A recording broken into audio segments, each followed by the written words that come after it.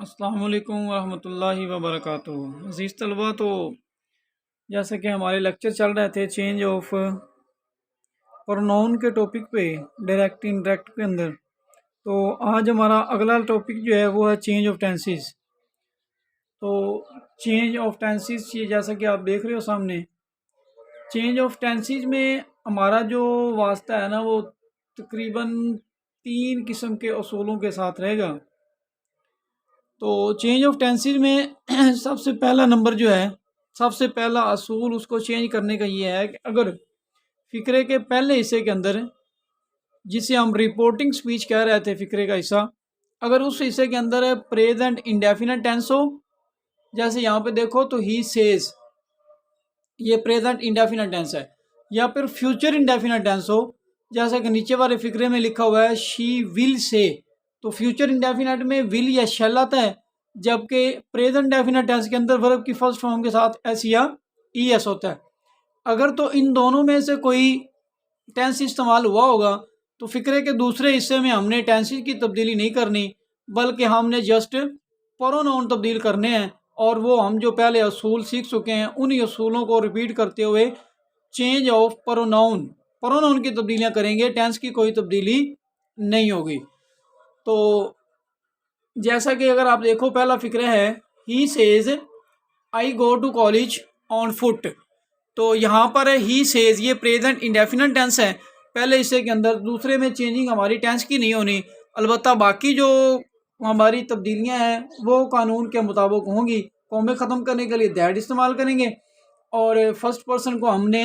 पहले के फ़ाइल के मुताबिक तब्दील कर देना है, और इसी तरह अगर सेकंड पर्सन आ जाए तो मफूल के मुताबिक बदलेंगे, और अगर थर्ड पर्सन होगा तो फिर तब्दीली नहीं होगी। तो ही सेज ये प्रेजेंट डेफिनेट टेंस है। आप देखो ज़रा, इस फिक्रे को हमने चेंज करना है तो कैसे करते हैं। He she says that she goes to college on foot, तो ये आपके इस फिक्रे की तब्दीली है, यानी पहले हिस्से में आपका प्रेजेंट टेंस इस्तेमाल हुआ है, तो इसीलिए हमने दूसरे हिस्से के अंदर टेंसों की तब्दीली नहीं की। हमने आई जो फर्स्ट पर्सन था उसको ही के मुताबिक हमने उसे चेंज कर दिया है। यहाँ पर ये थोड़ी मिस्टेक हो गई लिखने में कि उधर ही लिखा हुआ, नीचे हमने चेंज करते हुए शी कर दिया है। तो हम ऐसा करते हैं कि हम इसको भी शी में बदल देते हैं। शी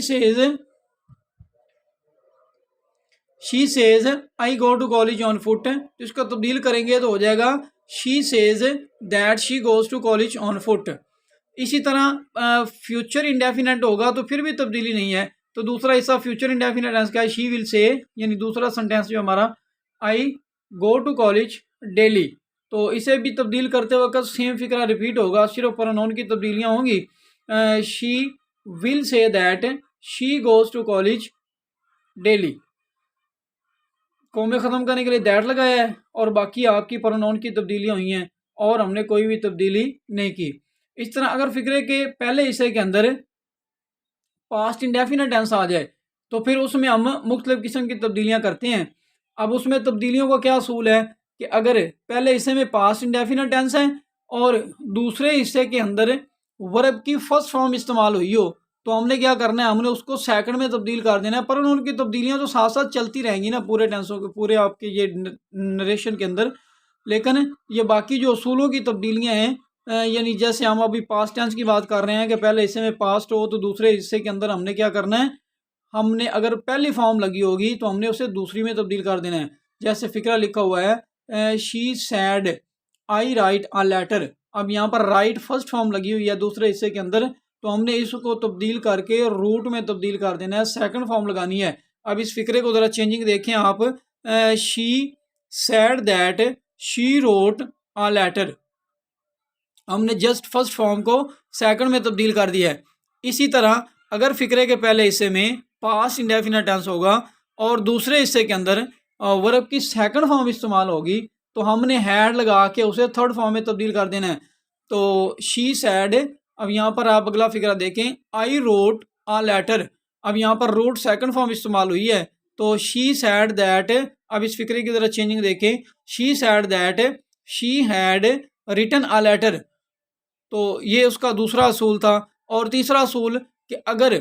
फिक्रे के पहला हिस्सा जो है वो फ़िक्रे का पहला हिस्सा आपका पास्ट इंडेफिनेट टेंस में है और दूसरे हिस्से में हैड लगा हुआ है और थर्ड फॉर्म इस्तेमाल हुई है, तो फिर हमने किसी किस्म की तब्दीली नहीं करनी, जस्ट प्रोनाउन की तब्दीलियां करके फ़िक्रे को मुकम्मल कर देना है। She said I had gone to college on foot, तो यहाँ पर पहले ही हैड के साथ थर्ड फॉर्म इस्तेमाल हुई है, इसका मतलब है इसके अंदर फॉर्म की तब्दीली नहीं होगी। तो इसको हम चेंज करेंगे तो क्या करेंगे, she said that she had gone to college on foot. हमने कॉमे ख़त्म करने के लिए दैट लगाया है और बाकी हमने प्रोनाउन की तब्दीलियां करके फ़िक्रा मुकम्मल कर दिया, इसके अंदर और किसी किस्म की तब्दीली नहीं हुई। अब इससे अगला असूल जो है, अगर फ़िक्रे के दूसरे